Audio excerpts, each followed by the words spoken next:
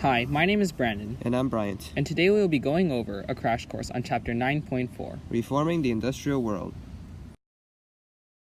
Let people do as they please. The term laissez-faire referred to the idea that nations should not place taxes on foreign goods. They believed that free trade would lead to a prosperous economy. In 1776, a professor by the name of Adam Smith proposed 3 laws in his book, The Wealth of Nations. The first law of self-interest declared that the people worked for themselves. The second law of competition stated that competition forced innovation, which leads to the production of better products.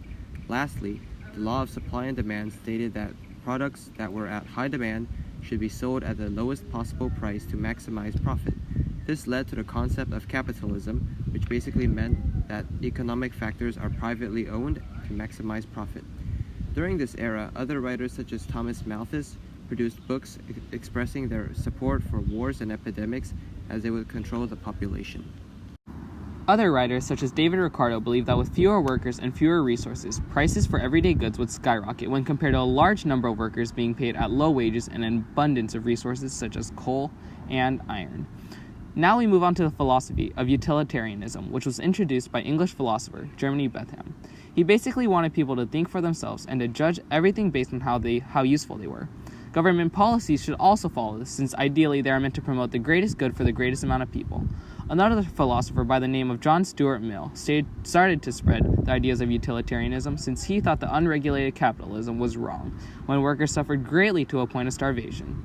He wanted policies that would lead to an equal division of profits among the people. Utopian societies were another way of interpreting the new ideas, and people like Robert Owen did all he could to help his workers by renting out cheap houses and providing free schooling. Now this leads to socialism, which was created by Charles Fourier and Saint Simon. Now, most people commonly use the term socialism and communism interchangeably, but they are wrong. Socialism was much more relaxed, as it grew out of an optimistic view of human nature. They believe the government control of all means of production will promote more equality and help the people. This leads us to Marxism, which is radical socialism/communism. Karl Marx and Friedrich Engels co-wrote the Communist Manifesto, a document that most of you may know.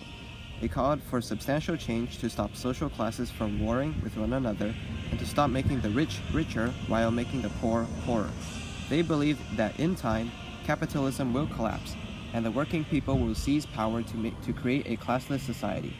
Marx believed that pure communism was the way and the people would share everything with each other. Yay! Anyways, now we will be focusing more on the people instead of the philosophies and ideas that were so prevalent at the time. Despite all the debate on the best economic system and whatnot, the reality was that many workers were suffering and were not treated well in factories. That was when the union began to form. A union would basically speak for all the workers in that certain trade. For the first time, workers had actual power, since thousands could go on strike if their demands were not met. This would be devastating for the employers who tried to make the most money at that time.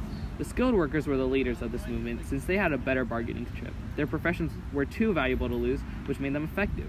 For years, the US and Great Britain refused to recognize unions, since they were thought to be a threat to social order. But despite the threats, many people joined the unions anyway, which ultimately forced the two nations to acknowledge unions. Union membership in Great Britain was close to 1 million, while multiple unions merged to form the American Federation of Labor in the United States. Thanks to all of the voices of concern and protests from philosophers and workers alike, governments actually had to do something right now. Hooray! In the United States and Great Britain, laws were passed forbidding child labor under 9 years old, which was an improvement, at least, and women and children could not work underground. It wasn't until 1938 that child labor was completely banned in the United States. Think about it, that's just 1 year before the start of World War II.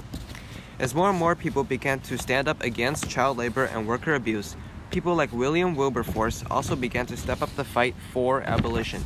Thanks to his efforts, slavery was fully abolished within the British Empire in 1833. All while this happened, women were also seeing improvements to their lives. Those who spun cotton in factories earned higher wages than those who would do so at home. Sadly, the women still made around 1/3 the amount that men made.